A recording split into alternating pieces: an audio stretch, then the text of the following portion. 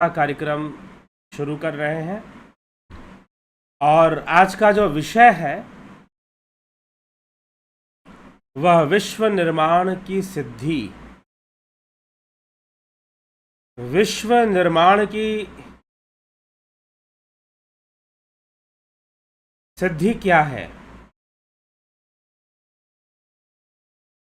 आज हम इसी विषय पर चर्चा कर रहे हैं। कल भी हमने शरीर धारण करने की सिद्धि पर हमने चर्चा किया था और आज विश्व निर्माण की सिद्धि अर्थात सृष्टि करने की सिद्धि। विषय आज का बहुत लंबा नहीं चलेगा,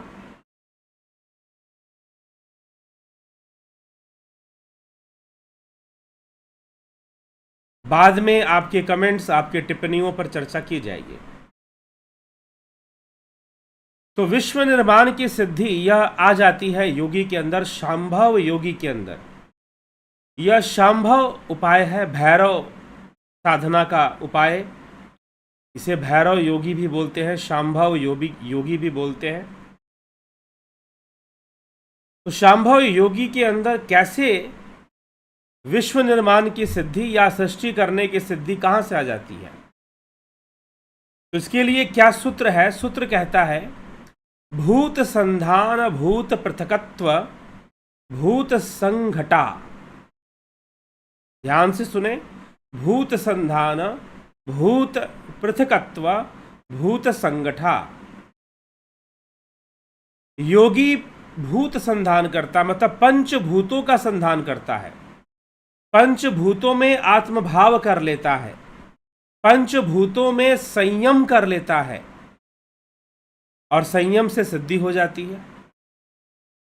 तो पंचभूतों में संयम कर लेने से, जिससे कि यह उसके आवरण रूप नहीं रहते, फिर वो आवरण बन के नहीं रहेंगे, उन पर नियंत्रण आ जाएगा। तो भूतों के पृथकत्व से नाना प्रकार की व्याधियां और क्लेशों को क्षण भर में शांत किया जा सकता है और विश्व निर्माण किया जा सकता है। योगी विश्व निर्माण कर सकता है, सृष्टि कर सकता है, क्योंकि उसने पंचभूतों पर आत्मभाव कर लिया है, पंचभूतों पर संयम करके पंचभूतों पर अपना नियंत्रण स्थापित कर लिया है। और यह कैसे संभव हो पाया है? तो योग साधना से ही संभव हो पाया है। यह सब बातें योग साधना से ही संभव हो पाई हैं।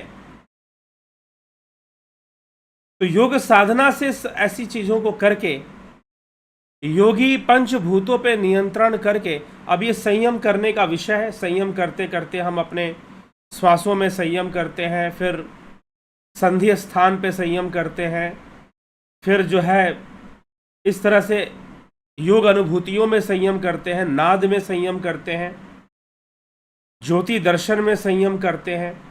तो इसी प्रकार से संयम करते करते अर्थात आत्मभाव करते करते वह जो है ऐसी अवस्थाओं को प्राप्त हो जाता है जहां पर उसका नियंत्रण पंचभूतों पे आ जाता है, पंचभूतों में भी वो आत्मभाव स्थापित कर देता है और पृथक पृथक पंचभूतों पर आत्मभाव कर कर वह पंचभूतों पर नियंत्रण कर लेता है। और जब नियंत्रण कर लेता है तो दुख क्लेश को दूर करने की क्षमता और विश्व निर्माण करने की क्षमता, सृष्टि करने की क्षमता, जो स्थूल सृष्टि है, योगी के अंदर विकसित हो जाती है। ऐसा कहा जा रहा है कि योगी के अंदर ऐसी क्षमता का विकास हो जाता है। तो यह करते करते, ध्यान करते करते, अभ्यास करते करते योगी में ऐसी परिपक्वता आ जाती है कि वो पंचभूतों का भी अनुसंधान कर सकता है, पंचभूतों पर अनुसंधान करके पंचभूतों में संयम स्थापित कर सकता है, पंचभूतों में ही आत्मभाव स्थापित कर सकता है। तो पंचभूतों में संयम स्थापित करना, पंचभूतों में आत्मभाव स्थापित करना, ऐसा करके पंचभूतों में संयम और आत्मभाव स्थापित करके वह जो है पंचभूतों पर विजय प्राप्त कर लेता है और पंचभूतों पर विजय प्राप्त करके पंचभूतों से विश्व निर्माण सृष्टि करने की शक्ति भी योगी के अंदर, शांभव योगी के अंदर आ जाती है। तो ऐसी बात यहां समझाने का प्रयास किया गया है। तो कल हमने सिद्धियों पर विशेष रूप से सुना था कि सिद्धियां हमें कैसे प्राप्त होती हैं। अभ्यास करते करते, अनुसंधान करते करते हम सिद्धियों की प्राप्ति करते हैं। अनुसंधान करते करते हम सिद्धियों तक पहुंचते हैं, और जब हम सिद्धियों तक पहुंच जाते हैं तो वो सिद्धियां, फिर उन सिद्धियों से बहुत कुछ हो जाता है, बहुत सारे कार्य संभव हो जाते हैं। हाँ, अब सिद्धियों की परावस्था भी बनती है। वो क्या है, वो तो आगे के विषय में अभी आएगा। लेकिन ये सिद्धियां इस प्रकार से कार्य करती हैं, हमारे ध्यान योग से ही, हमारे संयम योग से और आत्मभाव करने से किसी भी तत्व में उस तत्व की संपूर्ण जो नियंत्रण है योगी के ध्यान में आ जाता है। योगी के ध्यान मतलब कि उसके ध्यान शक्ति में वो अपने सारे तत्वों का नियंत्रण ले लेता है, सारे तत्वों पे वो नियंत्रण कर लेता है। और जब पंचभूतों पे नियंत्रण कर लेता है तो उसके अंदर सृष्टि करने की शक्ति आ जाती है। ये यहां पर बताने का प्रयास इस सूत्र के अंदर किया गया है। शिव सूत्र का जो 20वां सूत्र है, भूत संधान भूत पृथकत्व भूत संघटा। तो भूतों को अलग अलग संयम करने से, आत्मभाव कर लेने से, और भूतों का अनुसंधान कर कर, भूतों को अलग अलग कर कर उन पर आत्म संयम कर, आत्मभाव कर लेने से क्या हो जाता है, उस तत्व के ऊपर, उस भूत के ऊपर जो पंचभूत है, पृथ्वी, आकाश, जल, वायु और भूमि, क्षमा करें, पृथ्वी, आकाश, जल, वायु, अग्नि। तो इस प्रकार से ये पंचभूत है। तो पंचभूत, इन पर नियंत्रण योगी कर लेता है, संयम कर लेता है, आत्मभाव कर लेता है, और इससे इन तत्वों का संधान करना उसके लिए सरल हो जाता है। तो कैसे सिद्धियों तक हम पहुंचते हैं, इसकी चर्चा हमने सुनी है कल। यद्यपि सिद्धियों की चर्चा हो रही है, तो सिद्धियां एक परिपक्वता ही है। हमारे साधना की परिपक्वता से, हमारे ध्यान योग की परिपक्वता से हमें सिद्धियां प्राप्त होती हैं। ठीक है, तो ये जो सिद्धियां हैं, इन सिद्धियों को हमें समझने की आवश्यकता है। ये हमारे साथ है, सर्वदा है। लेकिन जब हमारी जो एनर्जी है, वैसे तो ये मनुष्य शरीर देखिए बहुत रहस्यमयी है।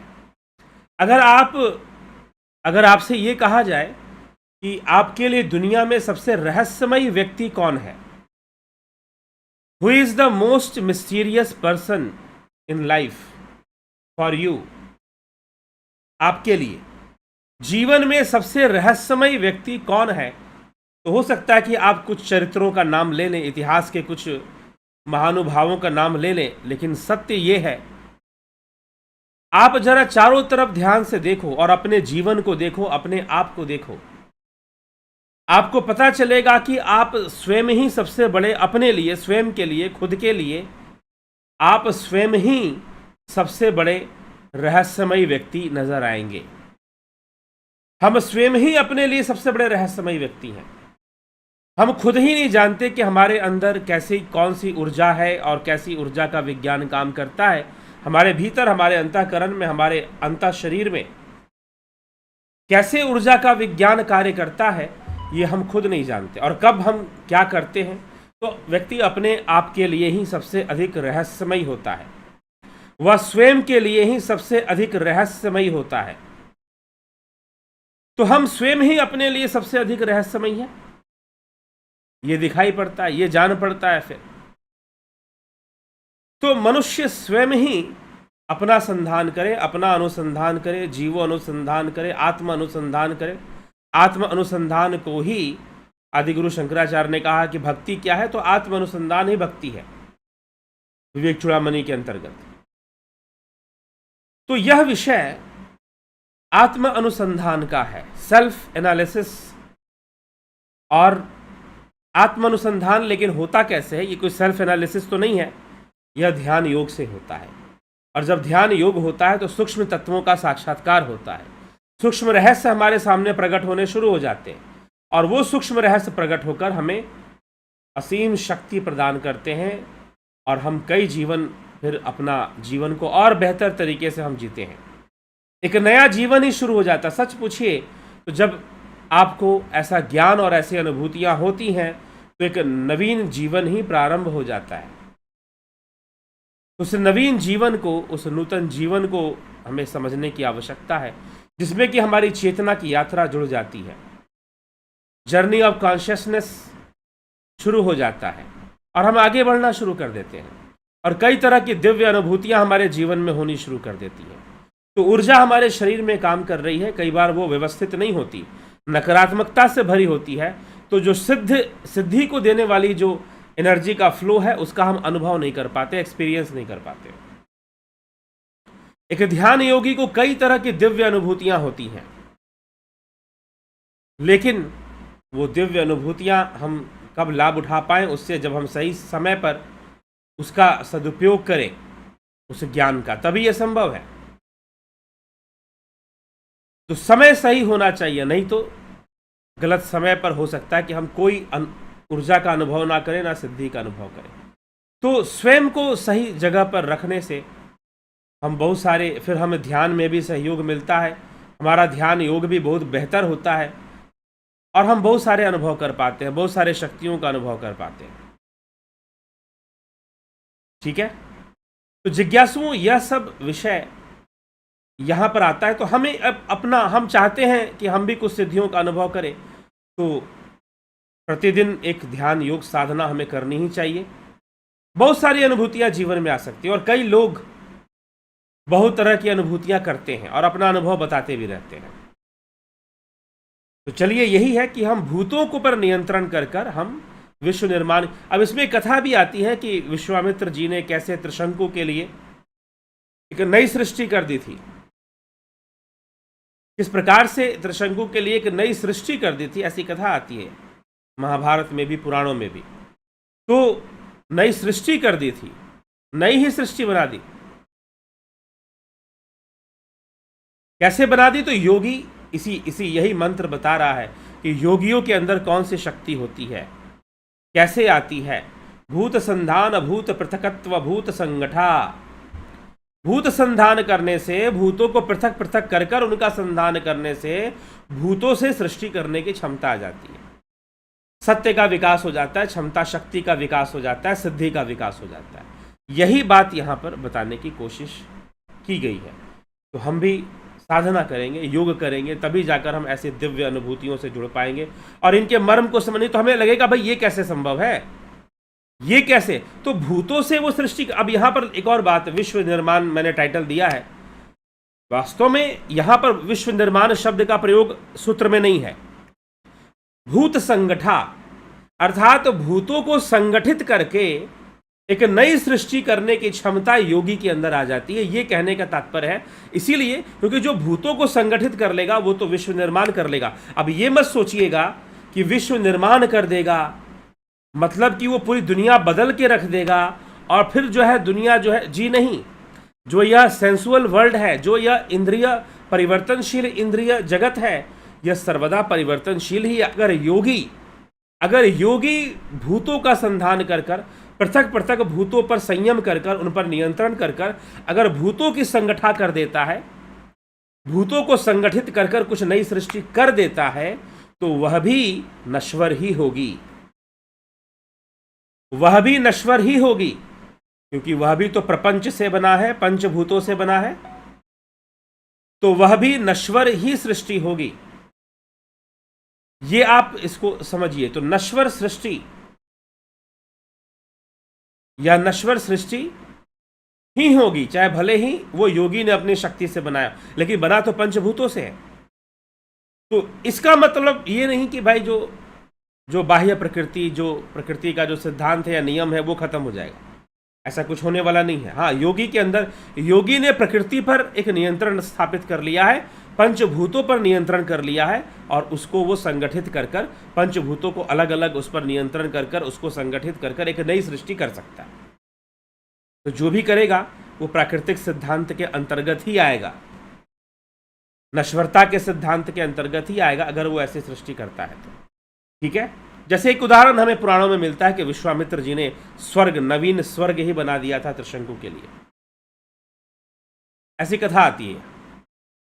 तो इस प्रकार से योगी कोई इस चीज का प्रदर्शन नहीं करते, बल्कि आवश्यकता पड़ने पर ऐसी सिद्धियों को जरूर प्रयोग में लेते हैं। जब किसी के कल्याण के लिए लेना होगा तो जगत कल्याण के लिए लेना होगा तब। तो यह सब बातें इस विषय में आती हैं। तो चलिए इसी के साथ विचारों को मैं विराम दूंगा और अभी जो है आपकी टिप्पणियों को, आपके कमेंट्स को भी मैं पढ़ूंगा। कोई प्रश्न होगा और उत्तर देने लायक होगा तो दिया जाएगा। जय श्री राधे कृष्णा। गुरुजी, कुछ मित्रों के शिकायत है कि उनके कमेंट्स नहीं दिखते हैं, कृपया गुरुजी आप एक बार अपनी लाइव चैट को ठीक कर दे। मुझे पता ही नहीं ठीक कैसे होता है। अगर नहीं दिखाई देता है कमेंट तो ये बात हो सकती है कि आपने चैनल को सब्सक्राइब नहीं किया हो, मैं इतना ही जानता हूं। कभी कभी हालांकि सेटिंग पे डिपेंड करता है, तो इसलिए सेटिंग तो जनरल सेटिंग है, कोई सब्सक्राइबर सेटिंग नहीं है।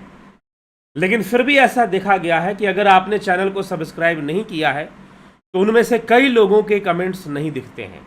दूसरा कारण हो सकता है, ये YouTube का अपना निर्णय होता है, फिर इसमें हम कुछ कर नहीं सकते हैं। ये कारण हो सकता है कि जो है आपने कमेंट्स बहुत ज़्यादा लंबा लिख दिया हो, या फिर YouTube को लग रहा हो भाई अब यहाँ का तो YouTube है नहीं, भारत देश का, अमेरिका से आया है, अब उसको कोई भाषा उसमें लग गई हो कि भाई शायद ये अपशब्द लिख रहे हैं क्या। पता नहीं है शब्द अपशब्द के बारे में, लेकिन उनको लग जाए कि शायद अपशब्द लिख रहे हैं क्या, तो उस कंडीशन में भी आपका जो कमेंट है वो स्क्रीन पर नहीं दिखाई देगा। ठीक है, ऐसा भी हो जाता है। या फिर बहुत ज़्यादा लंबा आपने लिख दिया है तो उस कंडीशन में भी YouTube उसे रोक देता है कि भाई ये तो कमेंट करने के लिए है ना, यहाँ पर कोई लंबी चौड़ी कहानी लिखने के लिए तो है नहीं। तो यदि आपने कुछ ऐसा लिख दिया है तो उस कंडीशन में भी YouTube उसे रोक देता है। ऐसा देखने में आया, जितनी जानकारी मुझे है मैं बता रहा हूँ, हो सकता है और भी कई कारण हो, तो जितनी जानकारी है वो मैं आपको बता रहा हूँ। तो इन कारणों से YouTube जो है कमेंट्स को प्रोहिबिट करता है, और भी कोई कारण हो सकते हैं, मैं मोटा मोटी कारण बता रहा हूँ। ठीक है, बाकी जनरल पर सेटिंग है चैट का तो कोई भी कर सकता है।